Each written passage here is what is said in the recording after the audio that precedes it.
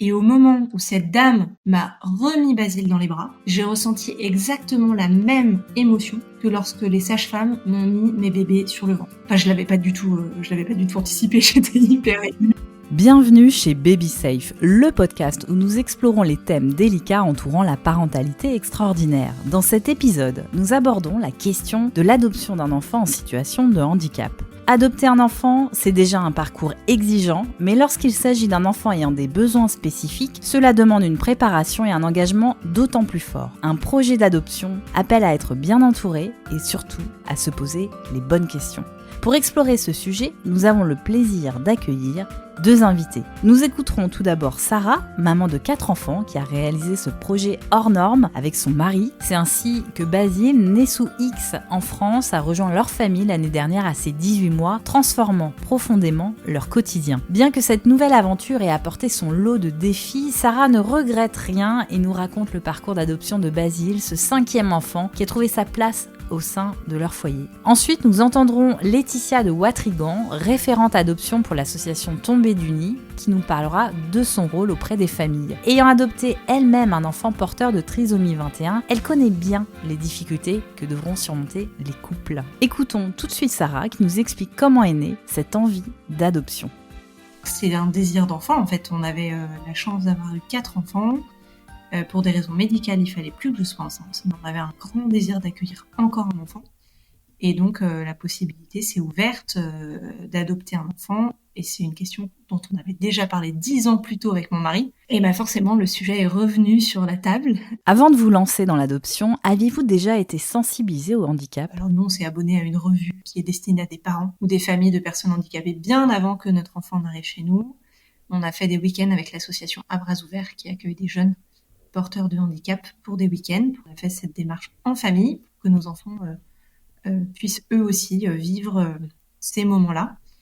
Donc on était préparés, peut-être plus que d'autres parents, oui, on n'était pas prêts, mais on était préparés. Lorsque vous avez reçu le dossier de Basile, qu'avez-vous découvert à son sujet ? Alors quand on a reçu le dossier de Basile, on n'avait pas beaucoup d'infos.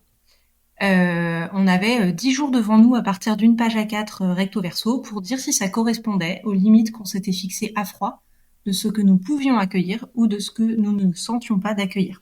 Donc ça, qu'est-ce qu'on a ressenti ? Un peu de panique en fait. Basile est un enfant qui a été confié immédiatement après sa naissance au service d'adoption. Basile, il était très très mal en point à sa naissance parce qu'il pesait 1,6 kg. Il n'était pas capable de respirer seul et il ne pouvait pas s'alimenter seul du fait d'une énorme fente palatine qui aujourd'hui est encore nourrie par sonde gastrique avec ce qu'on appelle une gastrostomie. Voilà, ça c'est une première chose de l'histoire de Basile. La deuxième chose, c'est qu'il est né avec une toute petite tête. On sait qu'à terme, il y aura probablement des difficultés à l'école. Le fait d'avoir été confié si jeune a-t-il laissé des séquelles chez votre fils ? Alors chez Basile, c'est sûr qu'il y a des séquelles psychologiques importantes. On estime qu'avec notre fils, quand il angoisse, quand c'est pas la personne habituelle qu'il couche, quand c'est pas la bonne couleur de couette, quand il y a quelqu'un qui sonne à la porte et qui sait pas qui c'est, et que ça le fait vomir d'angoisse, nous on estime que c'est de l'ordre du handicap affectif. Donc les séquelles, elles sont énormes. Ne pas avoir de parents pendant 18 mois, être ballotté d'hôpital en hôpital, ne pas avoir de fil rouge de personnes à qui s'attacher. Et en plus, avec de la souffrance physique, ça laisse des séquelles absolument monstrueuses. Et nous, quand on voit les séquelles qu'il y a chez Basile psychologiquement, on est assez émerveillé de la manière dont il s'en sort. Oui. Cette adoption a-t-elle modifié votre perception du quotidien d'un enfant en situation de handicap ? Alors, ça n'a pas changé ma compréhension de la réalité du handicap dans la vie d'un enfant. En revanche, ça a changé fondamentalement notre regard sur les parents d'enfants handicapés. Parce que ça, c'est un truc qu'on n'avait quand même pas beaucoup mesuré. C'est à quel point c'est chaud pour les parents, à quel point on court partout, Oui. à quel point on se bat pour faire soigner nos enfants. Le fait que le handicap, en fait, prend toute la place. C'est pas seulement un rendez-vous d'orthophonie, en fait. C'est se dire que toute la journée, il faut faire attention à ce que Basile soit suffisamment hydraté, à calculer les horaires de repas, parce qu'avec une sonde gastrique, les repas sont interminables, et donc il faut caler les choses de manière très précise. Ça, ce côté du handicap qui bouffe beaucoup de place dans la vie des parents, c'est quelque chose qu'on n'avait pas anticipé. Et c'est une réalité qu'on a vraiment découverte et pris un peu de plein fouet dans la figure, je veux dire, à l'arrivée de Basile. Comment avez-vous réussi à créer un lien avec Basile en tant que maman ? C'est pas d'un coup, ça devient la chair de ma chair, ça s'est fait progressivement par des étapes, par le temps passé avec nous. Ça s'est fait aussi par sa capacité, lui, à comprendre qu'on était ses parents. Et puis, ça se fait quand même par une démarche très administrative qui s'appelle le jugement d'adoption plénière, En fait, quand l'enfant arrive dans une famille parce qu'il va être adopté, ses parents ne sont pas officiellement ses parents. Cet enfant, il est placé dans une famille en vue d'adoption. Et donc nous, notre Basile, à ce moment-là, il était placé chez nous en vue d'adoption, mais son prénom, c'était toujours son prénom de naissance, c'est-à-dire Eden. Son nom de famille, c'était toujours le nom de famille qui a été donné par les services sociaux. Et en fait, toute la paperasse, toute la prise de rendez-vous, les ordonnances, la carte vitale, etc., étaient toujours à Eden. Et donc nous, on jonglait avec les deux identités. Alors, vous prenez rendez-vous pour votre fils. Comment il s'appelle ? Il s'appelle Basile, mais mettez Eden. Voilà, toutes ces choses-là, en fait, ça nous a pas empêché de nous attacher à notre enfant, mais ça a quand même constitué un petit frein. À partir du moment où on a eu le jugement d'adoption plénière, là, c'était parti pour toujours. Il y a une émotion quand même similaire que j'ai ressentie entre l'arrivée de mes enfants fait maison et l'arrivée de Basile. Le jour où on est pour la dernière fois allé dans la famille d'accueil après un temps d'adaptation de 10 jours, la dernière fois qu'on est allé dans cette famille d'accueil pour récupérer Basile et toutes ses affaires, et au moment où cette dame qui avait eu Basile pendant 9 mois chez elle m'a remis Basile dans les bras, j'ai ressenti exactement la même émotion que lorsque les sages-femmes m'ont mis mes bébés sur le ventre.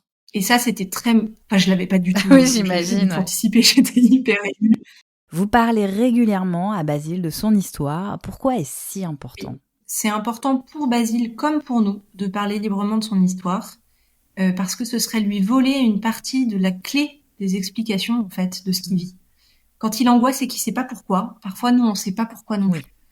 On sait pas quelle est la source de cette angoisse-là, mais on lui dit en fait, t'as vécu des choses terribles, t'as été hyper courageux, tu t'es débrouillé sur un navire dans une tempête alors qu'il n'y avait pas de capitaine de navire sur ton bateau, c'est génial, bravo, t'es arrivé jusqu'ici.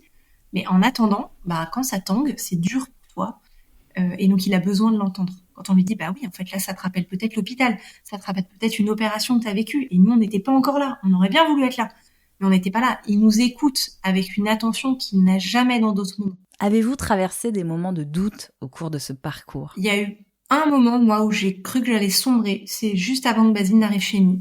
On pouvait encore dire non. Et je me suis dit, mais est-ce que je vais dire non ? J'avais tellement peur, en fait, d'accueillir cette merveille. Donc oui, il y a eu des moments de doute. Qu'est-ce qui vous motive, même dans les moments difficiles ? C'est mon enfant. C'est ça qui me motive. C'est notre fils. Merci Sarah pour ce témoignage empreint d'amour envers votre fils Basile. Pour approfondir notre compréhension, nous accueillons maintenant Laetitia de Watrigan, référente adoption pour l'association Tombée du Nid, qui nous révèle les questions les plus fréquemment posées par les familles prêtes à accueillir un enfant porteur de handicap. C'est essentiellement pour avoir des réponses très pratiques à toutes les questions qui peuvent se poser sur des choses vraiment très terre à terre de ce qu'ils vont pouvoir vivre durant la période qui va précéder l'adoption de leur enfant, la période d'adaptation et puis également la période une fois qu'ils auront leur enfant chez eux. Lors de notre premier échange, vous avez insisté sur l'importance pour les couples de bien définir leurs limites dans leur projet d'adoption. Pourquoi cette réflexion est-elle essentielle ? Pour moi, essentiellement, c'est important parce que il faut que cet enfant se sente bien au sein de sa famille et il faut qu'il n'y ait aucune réticence, aucune peur pour que ça matche. Il faut que ça fonctionne. Le pire des drames serait de se dire au bout de quelques jours, quelques semaines, en fait, je m'en sens totalement incapable, c'est trop pour moi. Donc, en effet, il faut vraiment connaître ses limites. Alors, c'est vrai que c'est triste de temps en temps de se dire j'accepte pas tel handicap alors que je sais qu'il y a des enfants en attente d'handicap et tout. C'est très difficile. Mais je suis convaincue que c'est le secret de la réussite. Une fois le désir d'adopter affirmé, le parcours pour obtenir l'agrément commence. Est-ce une étape particulièrement complexe sur le plan administratif ? Alors sur le plan administratif, c'est quelques dossiers, c'est pas ce qu'il y a de plus compliqué. Je pense que sur le plan émotionnel, ça peut l'être plus parce que vraiment l'objectif est que la famille, le couple ait bien compris tout ce que cela implique. Donc de temps en temps, on peut se sentir totalement mis à nu. Notre enfance va être revue, va être remise sur la table, nos relations avec nos parents, nos relations en couple, nos relations avec nos enfants. Donc c'est vrai qu'on a l'impression de se dévoiler et de se dénuder complètement devant des personnes qu'on ne connaissait pas il y a quelques jours et il y a quelques mois. Nous vraiment, c'est ce qu'on dit aux couples qui viennent nous voir et qui n'ont pas encore entamé leur démarche d'agrément. On leur dit vraiment, soyez naturels. Cherchez pas à cacher quelque chose. De toutes les façons, ils nous trouveront. Vous n'avez rien à cacher et puis ça se verra. Donc, il faut être le plus naturel possible. Justement, le téléphone sonne. Et bonne nouvelle, l'agrément est obtenu. Une nouvelle phase s'ouvre pour les familles, celle de l'attente. Comment cette période peut-elle être vécue ? Là, dans cette attente, on ne sait pas, en fonction de l'agrément qu'on aura, il y a des couples qui ont des agréments pour des enfants qui vont jusqu'à 6-8 ans. Mais c'est pas pour autant qu'on ne leur confiera pas un bébé. Donc, il y a cette incertitude qui est déjà un petit peu lourde à porter. Là, on se dit qu'on a un agrément, c'est super, mais on ne sait pas du tout combien de temps ça peut durer. Ça peut durer 15 jours, ça peut durer quelques mois, ça peut durer plusieurs mois, ça peut durer plusieurs années. Et psychologiquement, c'est compliqué de se dire que il faut attendre que quelqu'un nous appelle. Et là, quand la famille est appelée, curieusement, tout s'accélère. Ça va très vite et en plus, il y a vraiment l'aspect émotionnel qui rentre en compte et qui fait que on est un peu noyé dans tout ce flot, on n'ose pas y croire. Parce que typiquement, quand on nous appelle, en règle générale, le département donne une tranche d'âge, mais pas forcément l'âge exact, souvent le sexe, et surtout, c'est ce qui les importe, ils donnent vraiment le handicap de l'enfant, pour savoir si, en effet, il y a toujours pas de réticence vis-à-vis de la famille, et s'ils sont toujours en adéquation avec leur notice d'agrément. Si on voit que ça peut coller, le département va leur dire « on va vous passer en conseil de famille, mais vous ne serez pas la seule famille que l'on va présenter et proposer pour cet enfant. Donc surtout, vous emballez pas ». Et puis, à l'issue de ce conseil de famille, qui aura déterminé la famille qui correspondra à l'enfant et à qui on va confier l'enfant, là, dans ces cas-là, on va vous appeler. Et on va vous dire, en gros, ça va dépendre des départements, mais on va vous dire, dans 48 heures, il faut que vous soyez dans nos locaux. On vous présente l'enfant, et puis, vous allez suivre une période d'adaptation.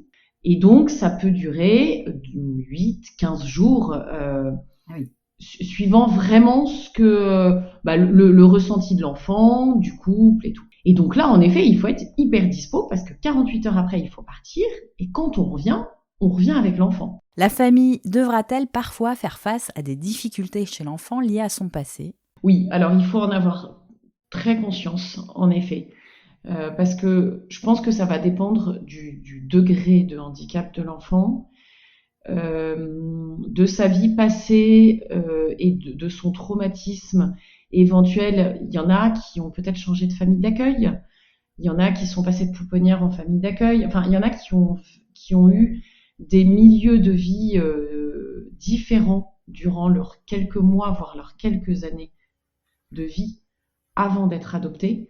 Donc, je pense que tout ça va jouer. Ensuite, je me souviens très bien que l'assistante sociale et la psychologue du département dans lequel était né notre enfant nous avaient dit, n'oubliez jamais que le plus gros handicap de votre enfant, c'est pas son handicap, c'est pas sa trisomie 21, c'est son abandon. Et malgré tout ce que l'on peut faire, c'est une plaie qui ne se refermera jamais. Alors on peut essayer de la penser au maximum, mais je pense vraiment que à certaines époques de la vie de l'enfant, il y aura des traumatismes qui remonteront à la surface. Avez-vous un dernier message pour les familles qui se questionnent aujourd'hui au sujet d'un projet d'adoption ? Oui, c'est un parcours qui est difficile, ça c'est sûr, mais ça peut aussi très bien se passer. Et puis l'issue est tellement joyeuse. Et moi je me souviens de quand on a adopté notre enfant. Je me souviens de mon mari quand on a été faire sa connaissance, de mon mari me disant j'aime de la même façon tous nos enfants, mais c'est vrai que cette adoption, j'ai l'impression d'être sur le même pied d'égalité que toi. T'as pas accouché cette fois-ci. Et en effet, les relations du coup sont pas les mêmes. Et d'ailleurs, on le voit assez bien avec lui. Dans la relation, on le voit assez bien avec ce petit dernier qui a une relation hyper forte avec son père. J'ai envie de dire à ses parents que malgré les difficultés qu'on peut connaître au quotidien, faut pas se leurrer, on n'est pas au pays de oui, tout n'est pas facile tous les jours, bien évidemment, mais juste de voir le sourire de cet enfant et de se dire que on a rendu un enfant heureux et on lui apporte tout l'amour qu'il aurait pu ne jamais avoir, c'est la plus belle des récompenses. Merci Laetitia pour tous vos conseils. Comme vous le savez, BabySafe est bien plus qu'un simple podcast, c'est une solution d'assurance collective innovante issue de l'économie sociale et solidaire. Son objectif est d'œuvrer pour qu'à terme, la totalité des parents aidants et des enfants affectés par un accident de naissance puissent bénéficier d'un soutien immédiat et inconditionnel. Pour en savoir plus, rendez-vous sur babysafe.solution, le site de la première et la seule solution d'assurance collective pour les parents aidants d'un enfant né grand prématuré ou avec un handicap. Vous pouvez retrouver le lien du site dans les notes du podcast. Merci de votre écoute et à très bientôt pour un nouvel épisode de BabySafe.